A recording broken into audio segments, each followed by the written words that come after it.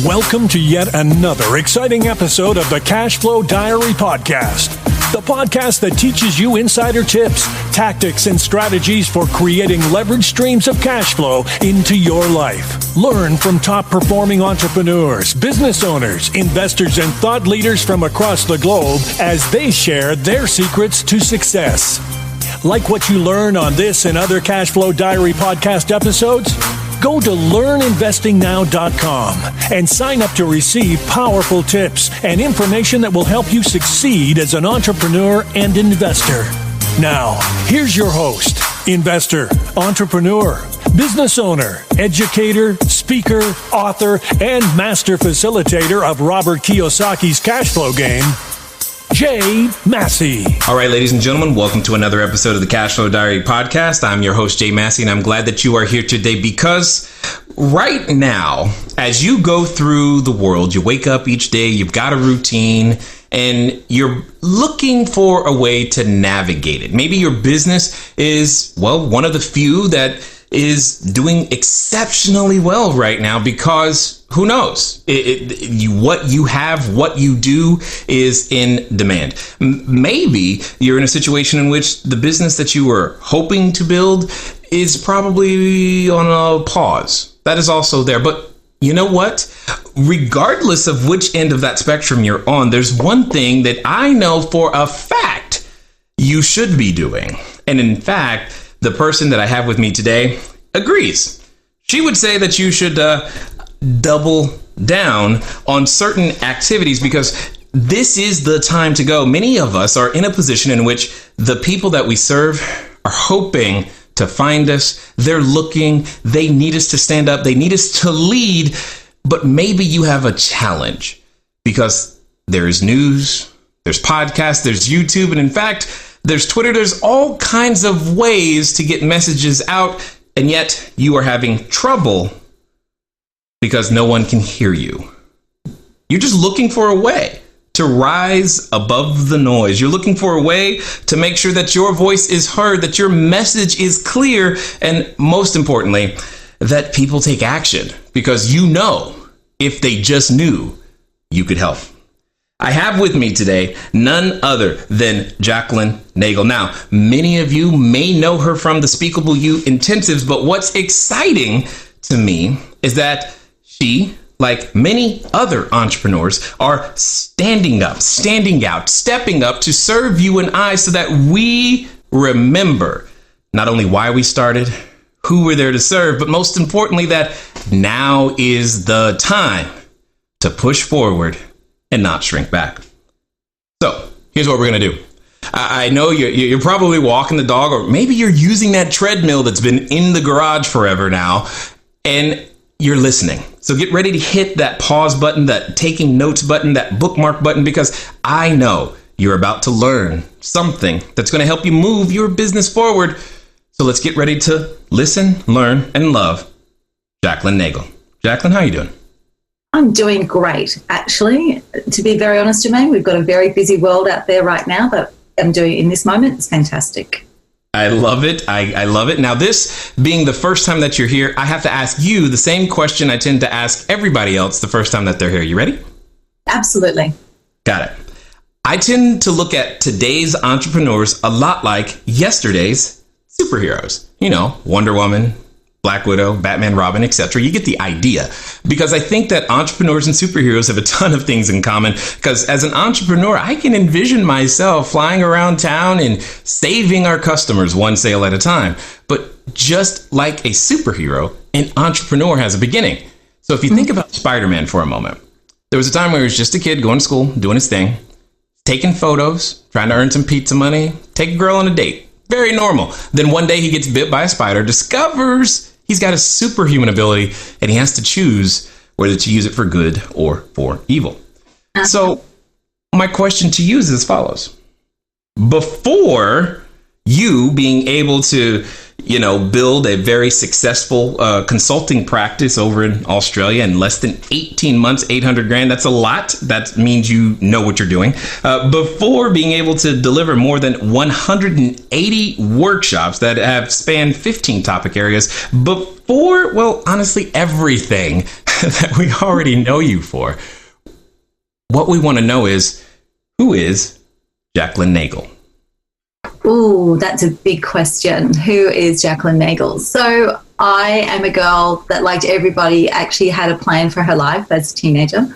And that was actually to become a lawyer. Okay. Yeah, go to university, to actually come to the US and do my master's at Harvard and go to New York and work in the district attorney's office as a young girl from country Australia. That was actually my dream. And life happens. And so I actually didn't follow any of that pathway. And in actual point, by my early 20s, was just an average worker working at places like McDonald's, got my first office job. And so just very middle of the road.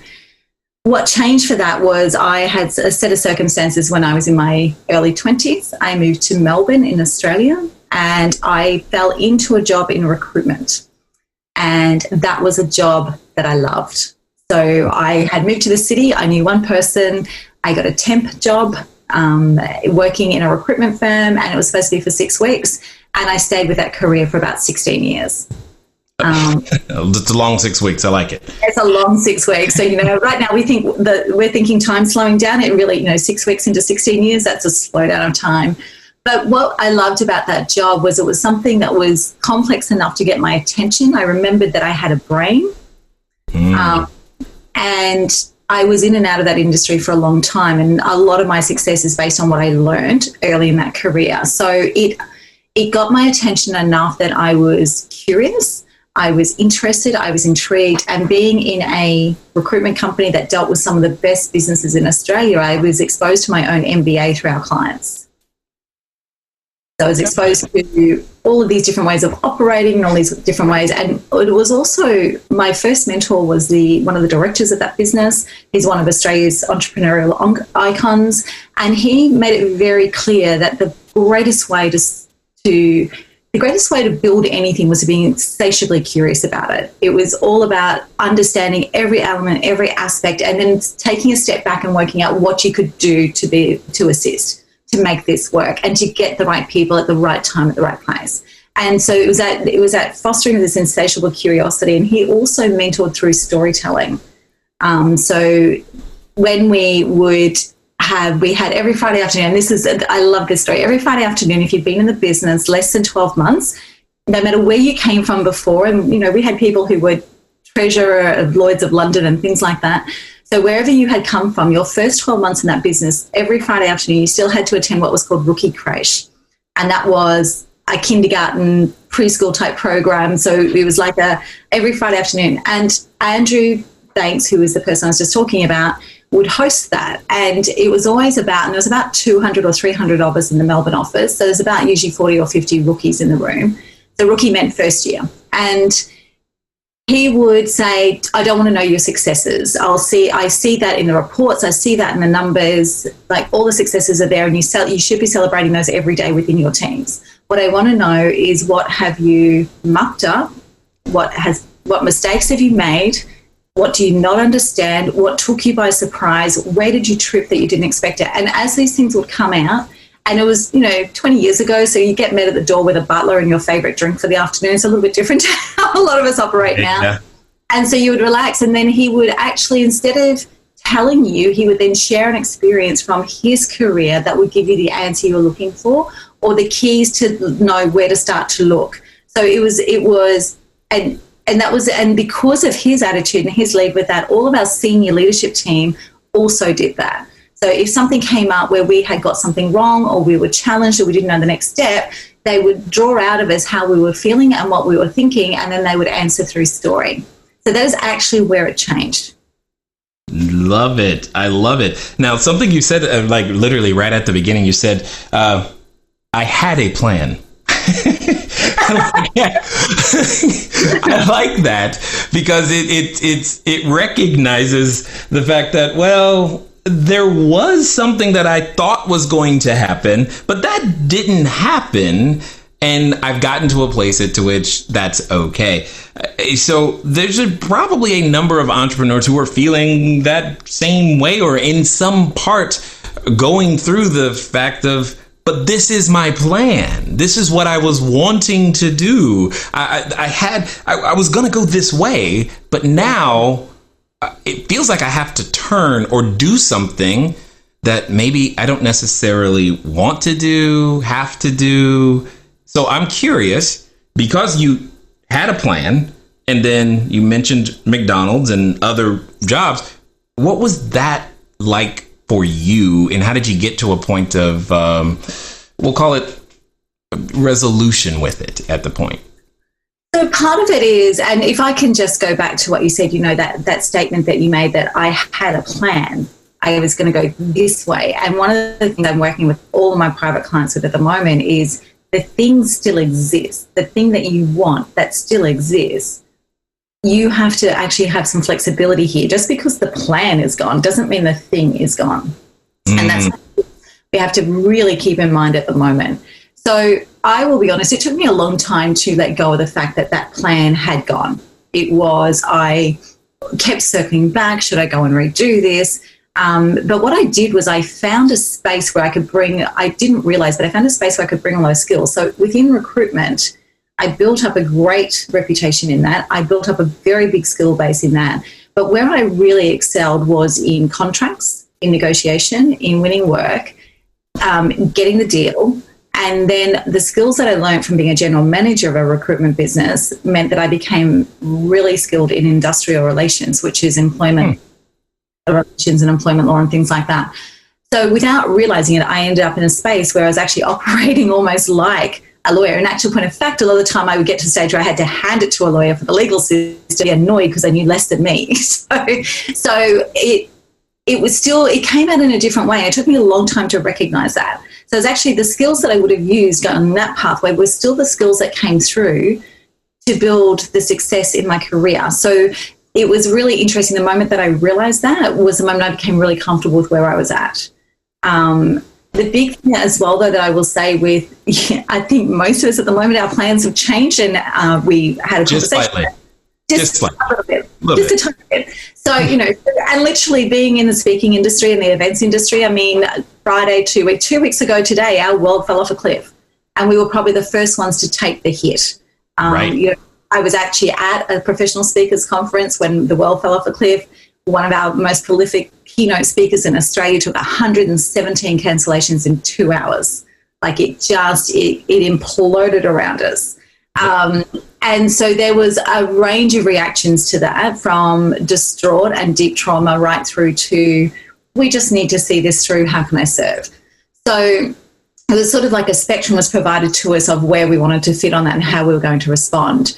And I think having a life where I went completely off plan and was lucky to come back on plan, and also having been in leadership or entrepreneurial positions with 9/11 and the GFC and things like that, is actually you need to recognize what this is for what it is. It is a moment in time, right? And it is hard and it is tough and it takes your breath away.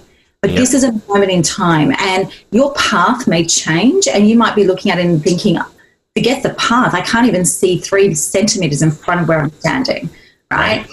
That's okay, right? In this moment, that is okay. What you have to let go of is the path and the rigidity of following that path. The thing is still there. The thing will be there when we come out the other side of this. What matters is that you go, okay, so what can I do in this moment? And there was some amazing advice given at this conference that I was at. And one of the things was, if it's not a decision that you would have made anyway 6 weeks ago, don't make it now. So, for example, if you want to pivot everything that you're doing to go online and be virtual, if that was part of your game plan, but you just never got around to it, or part of your game plan, you hadn't had time to do it, then that was an okay decision to make. But if you were doing it because you were fearful that if you didn't, you would lose your business, it was not the right decision to make. He also asked us to go to 12 months from now, and if the decision we're making about what we're doing with our business, we would still be comfortable in when the world is good again in 12 months, then it was okay to make it. So the pathway has absolutely changed. For some of us, the pathway is like it went down through quicksand and it's disappeared. But the thing that we love and the thing we're here to do and the thing that we actually bring value to the world with hasn't changed. Absolutely. And I love how you say that. But before I go too far, for those of you who got maybe possibly a little lost, 3 centimeters is the same as 1.18 inches. So there you go. So there we go. We caught them all up. But what I like about what's being shared here is many of us, we all have a should do list. I should do this, but I don't have time. And what you're saying is now is the time to do those things that you should have already done. And if you're willing to admit that, you know what, there are some things I should have done already that I just didn't. And now is the perfect time to do them, which I think is perfect. Because there are probably people who are like, I should speak. I should take that time. I should do that. But I haven't done it yet. Before we go there, though, we have to talk about what I like to call the superhero moment. Because a lot of your experience previously, you were connected to a larger organization that you necessarily did not own and or control. And all of a sudden, something happened somewhere. Like, what was that spider that bit you that said, you know what? I got something. I can offer it to people too. Yeah. That way. I guess I had always inherently been good at messaging and had used speaking to build every both career and business that I've been involved in. And I had also used, because of the way I'd been mentored, I'd also always used storytelling for sales and trained consultants to sell that way and that sort of stuff. So I knew that it was part of what I could do, but what started happening, I was a CEO of a traffic control company. So the stop-go people on the highways, the big trucks. And so we worked on all the major motorways and highways in our state. And we had a change of government, which meant that most of our contracts disappeared. So this is not the first time I've been in a business where things have fallen off the edge. Path changed again. Got it. So part of that process was I had to make the organisation lean and able to run under a general manager, and in that process made myself a CEO redundant. So I had a 3-month transition. So the first month was the general manager-elect would shadow me. The second month I would follow him, and then the third month I just had to be available on the phone if there was an issue. So it was a really well-structured transition. So in that 3 months, I was in my early 40s. My children were basically independent. I was single, and I was like, what am I going to do next? Like, what am I going to do when I grow up? It was the first it was the first time that I'd actually taken a breath and asked myself that question. And so I just decided I was going to take it as a blank slate, and I went to every single event I could find in a 50-kilometre radius for 3 months. I made no judgments about the rooms. It was from free to $500, but I just, whatever event I could find that I could buy a ticket to or turn up for free, I went to. Now, in a lot of those rooms, I learned that I never wanted to be back in that room. But I started to get really quite annoyed that no matter how much I paid for the event, I felt like there were no good speakers in the world. And I was like, what? Like, I just got really annoyed. And I had done a lot of speaker training early in my career. So speaking, communications, negotiation, mediation, anything to do with the written word, the spoken word. And I just started to get really, really annoyed about the fact that even if I paid substantial money for an event, the speaker was not honouring his audience's time. The speaker was not, I felt like the craft of speaking was lost, and I felt like they were dishonouring the time that people were giving them for them to speak from the stage. So there was a lot of sales from the stage. There was a lot of pitching from the stage. There was a lot of, and there wasn't a lot of value, and there wasn't a lot of content. There was a lot of hype, and there was a lot of me, and self-indulgence. There was little regard for what it takes to actually take an audience on a journey with you. And so I just started to get really, really annoyed. And I thought, you know what, I'm going to go and look at what's happening here, because something's obviously changed since I did my training. So I went and had a look at a range of courses. I did some of them, and I was just like, they're not getting what's important here. And I couldn't quite articulate it. So I decided I built workshops before, but more with industrial relations and workplace bullying and all that sort of stuff. So very hard stuff. And I decided that I would see if I could deconstruct how I put things together and put it into a workshop and see if that would work. And I was still playing with it and thinking, okay, here we go. Jack's off on a tangent again. And then I went to a pitch fest. So this pitch fest was the end of a 12-month program where people had spent tens of thousands of dollars on the way through. And this was supposed to be the 10 best people. So it was a process, and these were the 10 of the best in a public pitch fest, so they would open up for the finals and there would be a winner and things like that. I thought, awesome, because I love pitch. I actually love pitching, even more than straight speaking. I love a great pitch. I love being sold to. And so I thought, great. So I scooted in, and the first person came out and said, hi, my name is, and I'm from, and I'm here to talk to you about. And it was bland. Second person comes out, hi, my name. Now, I get that they had to have a formula, but there was nothing from any of them to tell me why I should do business with them. And I was furious. I was like, these people have spent a fortune, and they sound like, I can't say the word I would automatically say. They sound terrible. Okay. Whether in Australian or English, that was bad. Got it. Totally understood. Yeah. So I just walked out of there and I went, you know what? I'm actually going to see whether this thing will really work. So I put a pilot program together. I put just over 100 people through that workshop. And what happened in that was, because I was just doing this as something to play with until the next real opportunity came along, right? So I was filling in some time, seeing if I could do this thing. But, you know, when the next real business or the next real career move came, then I was going to do that. But what happened in that pilot program was people were actually walking out able to speak and clearly articulate a message and hold attention. And that was exciting, because what would happen was there would be a moment, no matter who it was in front of me, there would be a moment, and it's become my dopamine. There are still these moments. There's a second where people realize, and it's a very quick split second across their face, where people realize that not only have they got something to say, but there is an incredible way to say it. And once people understand and have that skill, their whole world opens up, right? If you can articulate your message, if you can articulate something of value, if you can articulate where you are now and where you need to go, if you can do those things, you can both stand out in the crowd, but you can also bring people with you.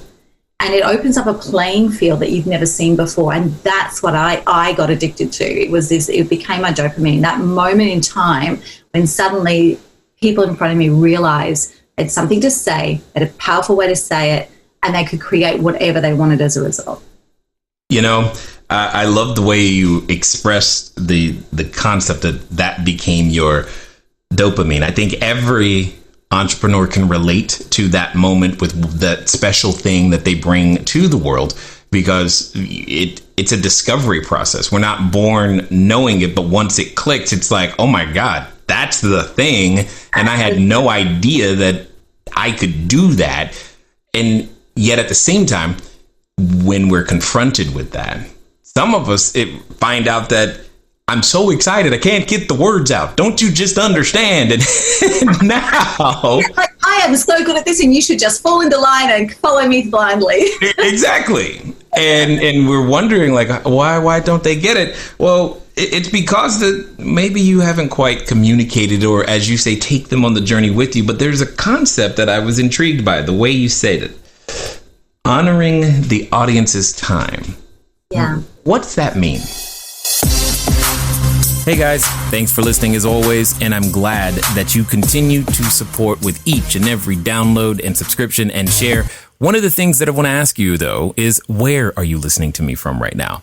I know some of you, maybe you're on a treadmill, maybe you're washing dishes, maybe you're walking that dog, and some of you are actually in a vehicle driving right now. One of the fun things that you can do, get some of your time back, is begin to living a car-free existence.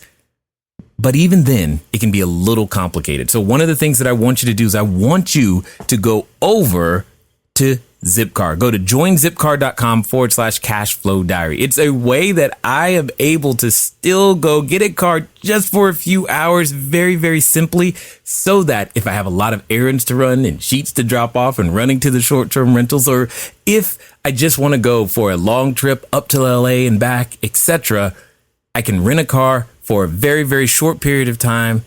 And the cool part is I don't even have to pay for any gas. Again, go to joinzipcar.com/CashFlowDiary.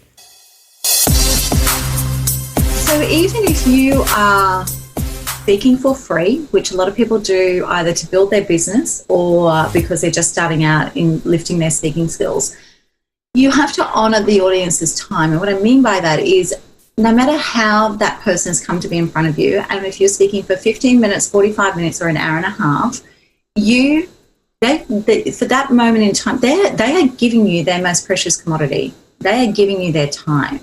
So you need to serve. And actually, when I was in the US working with some clients, they told me about a phrase from an organization, which is the privilege of the platform. And I love that. If you are actually, and the platform now is actually not just from a stage, it's things like we're doing right now. It's podcasting, YouTubing, all that sort of stuff. The stage is different now. It's varied, but it's actually, the privilege of the platform means I'm here to serve. So it is not about being self-indulgent. It is about explaining to people through story how you got to where you are and what you know to be true about the world. And that doesn't mean, so most of the ways that I build and craft messages is we only ever have 20 to 30% of our own personal story and stuff, which really shocks people. But it's the way that we bring it through. So 1 is not self-indulgent. 2 is not doing therapy from the stage. 3 is giving something of value, because the person in front of you has given you their time. So you must give them something in return. There must be an energy exchange. And how you do that is 3 things, is actually understanding how to inspire and engage through storytelling, because storytelling is actually not about you. The only reason we tell stories is to create a bridge and create belief and trust between us and the people listening. That is the purpose of storytelling. It's not about you telling stories about yourself. Storytelling is simply the fastest way we have to connect at an unconscious level with the people in front of us, and is the fastest way that we have to create belief and trust. So that's the first one. The second one is to actually give something of value. So whether that's a shift in perspective, a question to ask, a strategy to use, the first 3 steps. So you need to give them something that they can go away and use. It's like a takeaway. It's like a gift that they can go away and use, and they will then remember you. And the third thing is you actually have to, last part of honoring the audience is actually building the muscle of speaking. It is a craft. It is a craft, and it is like some of the best speakers in the world will tell you after 25 and 30 years where they're doing 200 and 300 gigs a year, they are still continually investing in improving their craft. This is Hold on. Did you say 200 gigs a year? Yeah, some speakers are doing that. How? Only 365 days. I don't even... I can't comprehend. I'm sorry. Yeah, so it's really interesting. So people who are just doing speaking, it's their business, will average, great professional speakers who are well established will average 150 to 250 gigs a year, depending on the year. We have a private Facebook group that I actually share a lot of stuff in, and we just had a boost yesterday. We had about 30 new members. And of those 30 new members, 12 of them speak 100 times or more a year in a normal world. Okay. Yeah. Okay. I am having a perspective paradigm shift right now. Like, I don't even know how that is logistically possible, but okay. I believe you. Some people have more frequent flyer miles than we will ever accumulate in our whole life. Exactly. Like, wow. I can only imagine what that's like. But there's something that you said again at the beginning, and you've kind of mentioned it again. The stage has changed to a degree, and that was before recent events. But even now, I would say because of recent events, the stage is changing maybe even just faster. That rate of change has been accelerated. So for the entrepreneur that is listening, who's maybe their primary business isn't necessarily, speaking per se, but they've got something to say along the way of telling the story about their product or service, what would they do, or how do they accomplish and still get that message across? So the stage has changed a lot, and it is varied. And even those who are conference speakers, I've got one client who's been hologrammed into multiple sites through conferences. And so, so there's a whole heap of crazy stuff going on out there. This is not the future. This is not, this is happening now. So you have so many stages now and so many platforms. So we have podcasting, we have video channels, we have, speaking actually at conferences when our world comes back to normal.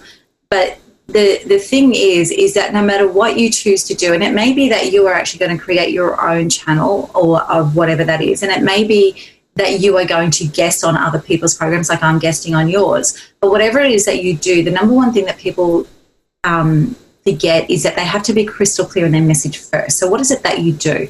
Don't come on, don't start creating a speaking profile where you are still giving 20 different messages.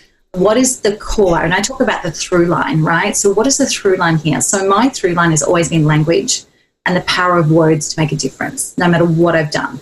So that's my through line, okay? I have another client whose through line is actually about being able to navigate whatever comes through, but she's actually an economist, right? But she uses data to make decisions on what the next best step is. So she's a navigator. It doesn't matter what you bring to her. Let her see the data and she can work out how to navigate. So her thing is navigation. So work out what it is what do you want to be famous for is number one, right? What do you actually want to be famous for is the first question. If someone said, I met Jermaine and he speaks on this and I took this away, what would that be? That's number one. The second question that most, and particularly entrepreneurs, forget to ask is, do I have the right to speak to this? Right? So what I mean by that is just because it sounds sexy, does your experience, is it your depth of experience or lived experience or expertise, does it back up what you're going to speak about? Because if you don't have the right to speak to it, if you don't have the history and the scars and the learning and the celebrations around that topic, then you don't have the right to speak to it, because your audience, so if you come off a stage or you come off a podcast show, you come off a YouTube interview and somebody responds to that and they come up to you and you've changed their life, but you don't know how to have that conversation when they ask you a question, you shouldn't do that. Yeah. Right? It is negligent in my view. And I know that's a strong word, but it is negligent. You need to speak to what you have the right to speak to. Yeah, I will have no desire or capability of talking about medicine. At the sight of blood, it is not the thing you want from me. Even though there are lots of medical procedures I have seen and undergone, it's never pleasant, but I don't know anything about it. So I think I hear you. Yet at the same time, confronted with the reality of today's situation, some might be of an impression that she trained speakers. How on earth, why would I want to do that now? Yeah, so now is actually, and I'm not doing this just to say, this is what we should be doing. So when it's a little bit slower, there's a couple of things that we need to do. When we've been, and this isn't just a little bit slower, this is a constantly evolving smash in the face. Let's be honest. I like that. Wake up today. Yes, you got hit again. Yeah. So this is, let's be honest, this is an extraordinary time that we're living in. The thing though is that when you focus on building a craft, and I'm happy to share at some point some things that you can do, when you have a skill that you want to build or a thing that you want to do, if you focus on the learning of that, it actually pulls your head out of the trauma or the drama that you're currently in. You can't actually stay stuck in trauma and drama and build a new skill at the same time. So that's number one, right? Number two is it is still important to be heard. Now, right now, how you get heard in your messaging, like most of the stuff I've been doing with my clients in the last 10 days or 12, 14 days now, has been about changing the language that they're using, right? Now, if you haven't built skills in speaking and language and messaging, you can't change your messaging to move with the times. You've lost your agility. Because you are just simply doing some copywriting and you are doing some messaging and you are talking to something that is scripted, that has not necessarily come from deep experience, and you haven't built the craft of messaging and language. You lose agility. Language, the mastery of language and the ability to speak gives you agility. I talk all the time about, it's all about, we talk about learning how to speak and communicate from the point of view of when things are going well. We want to build our profile. We want to build our business, especially entrepreneurs. It's actually the fastest way to build your business, become great at speaking and build profile around that. So that's in good times. But in the bad times, it's actually more critical because you need to be able to change your language fast. You need to be able to change your positioning and your messaging fast. You need to be able to articulate clearly what is going on around you, because until you articulate clearly what a problem is, you can't articulate the challenge and you can't articulate the solution. You can't explore, you can't brainstorm. If your language is restricted and the way that you speak is restricted, you can't explore alternatives. So for me, it's just as important in crisis as it's more important in crisis. And if you watch those people that are rising, those people who are stepping in or even just holding the line, they are able to speak beautifully from the heart, and that's what people are responding to right now. But if you've never taken the time to learn how to do that, you may sound raw, you may sound vulnerable, you may sound as though you actually need to be locked up in a psychiatric unit, because you haven't taken the time. And and we see it all the time, and you haven't. So if you have not ever invested in your ability to speak, and the other thing is actually understanding how to unpack your own thinking, extract what you know to be true, and how to repack that in a way that the world wants to hear it.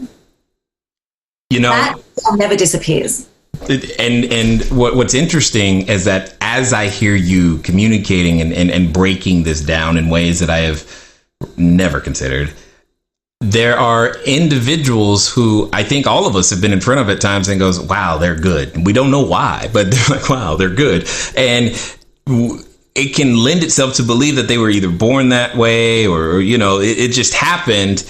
But yet it's a craft. It's a skill. It's something that can be learned, which then raises the question, can anyone learn it? So there's a couple of qualifiers on that. I started this business believing that everyone has a voice and everyone deserves to be heard. And I have shifted that to everyone has a voice and some people should shut up. Right? All right. This is good.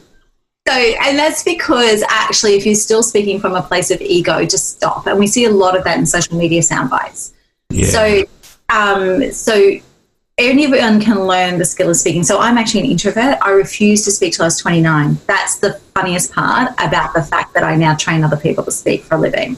So I refused to speak. I actually pushed back, denied. I found great strategies to get other people speaking on my behalf when I was leader of a business. I refused to speak, and I learned how to do it, right?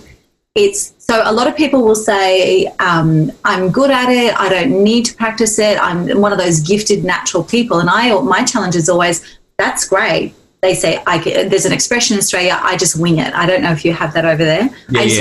I can just do it. I can shoot from the hip. I can speak on anything. And my challenge to those people is always, well, if you're that good naturally, well, imagine what you could do if you actually practiced it. Right. Imagine how powerful you would be if you actually deliberately did this thing. And so anyone can learn it. Some of the biggest block to anybody learning how to become a better speaker, or anyone starting their speaking, the biggest challenge is actually not the ability to learn it. It is not in understanding how to extract your message. It's not any of that. The biggest thing that stops people from speaking is in here. It's the internal voice, the internal words. That is what stops most people from speaking. Do I really have anything of value? Who's going to listen to me? What if they cut me down? I don't have the right to stand out. I was told to be quiet by my grade 6 teacher. There is all this internal chatter going on. So it's actually sometimes the inner language that we have to work on first. But to your question of can anyone learn to speak, I can teach just about anyone. And I've had everything through from the shy, quiet introvert who's there because her husband told her she needed to build a confidence, to executives, to politicians, to gold medal Olympians. I work with gold medal Olympians in Australia here. I've had sexologists, I've had sex therapists, I've had, pest control guys, I've had electricians. So everyone who's come through my room walks out able to communicate much more clearly than they ever could before. So anyone can learn it. It's funny that you say some of the things that you said, because I resisted for a while starting this show, because I remember who's going to listen. No one cares. All they're going to do is leave a horrible review. And I don't want to read that later. Yeah. So I'll, skip the process. And yeah, well, here we are, 600 plus episodes and 7 years later. And it's just, it's amazing the transformation that is possible. And through consistent practice and diligence and all of these things. Now, for those that have listened this far and they're at that point and trying to figure out, I like what she says. I need to find out more. What's going to be the best way for them to track you down and find out more what you got going on? Okay, so the fastest way to track me down is actually through LinkedIn. So just Jacqueline Nagle, Canberra, Australia for LinkedIn. LinkedIn search. Jacqueline Nagle 1, I think, is my actual handle. And then the other way is actually there is a speakerwithyou.com website, and speakerwithyou.com/interviews is our normal workshop program for the US. Obviously, right now, the normal doesn't exist. But if you go to that and you send an inquiry, then when we release our new programming, which is a virtual delivery led by me, that will be sent to you if you actually go to that page and send an inquiry on. Love it. And I'm excited for that personally, because again, it is something that, I've always asked myself, have I done everything I can do?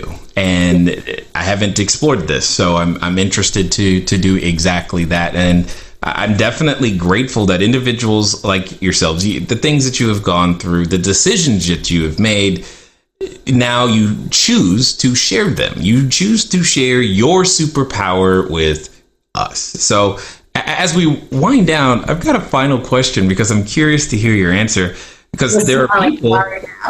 What's that? I said there's a smile in your voice. I'm worried now. Yeah. You should be. This is accurate. So because here's what I know. I know that there are individuals right now who started this podcast going, I don't know. And maybe now they're at the point of, okay, I think I can, maybe I should do this. That absolutely makes sense. And like I know, when we reach what I like to call the precipice of decision, I mean, we're looking over that cliff, and yet at the same time, in the back of our head, we have this voice. And it's a voice that's been there before. It's very familiar. And it reminds us of, well, you remember what last time you tried and that didn't, I mean, come on, you're going to do what? How are you going to impact people? Seriously? And then some people are related to that voice. So my question to you is as follows. Let's pretend that this time it's going to be different. This time they're going to follow through, and they're going to do so in the next 24 to 48 hours. Mm-hmm. What would you suggest that they do? Do what? Commit to the decision. Yeah. Commit to the decision. And I would actually, so what I would do the next 24 to 48 hours is I would actually go and find your favorite speakers, 3 of them, and watch them and see what it is that you love about them. Because whatever it is that you love about them is a mirror to what you love about yourself if you were to speak. Interesting. So if you don't have 3 favorite speakers, Google the top 10 TED Talks of all time and choose 3 of them. And if you take notice, so don't just listen to it and be inspired and go, wow, that's amazing. Actually listen to the things that you love about it. Is it the way they tell the story? Is it the way they move? What is it about it that you love in that storytelling or that speech? Because that is a direct mirror to what will matter to you as a speaker. And it's the first of the keys that we use to start to unlock who you are as a speaker. Interesting. I like that. And I want to see, I want to play with that definition of speaker for just a quick second. What if that speaker, if you will, happens to be, I don't know, a songwriter? Absolutely, because it's still the same. What are the lyrics that you notice? What is it about the tempo and the pace? What is the message that you take from it? Is it clear? How are they positioning their words and their language? It's the same. Yeah, see, I knew I was going to love your answer. I didn't know why, but that's what I was excited about. I was like, come on. So yeah, that's exactly it. And I hope that every one of you listening are catching, her passion and exactly everything that you stand for. And Jacqueline, I just want to say thank you for being willing to share your knowledge, your wisdom, and your insight here with us today at the Cashflow Diary. It's actually been my absolute pleasure. All right, ladies and gentlemen, you know what time it is. It's time for you to move at the speed of instruction. What does that mean? That means track her down on LinkedIn. When? Now. Why? Because you know, one, you're not doing much else right now. And you've always thought about it. You've always wondered. You had hoped at one time, maybe possibly, you too could become a speaker. You could maybe start a podcast, maybe start a YouTube channel. You could find a way to influence people, help them, serve them, and show them the way using your voice. Ladies and gentlemen, it is an interesting time that we are all living in, and most importantly, it is time for action. So I say this to you, do something. It's been fun talking to you guys today. I look forward to talking to you soon. Until next time.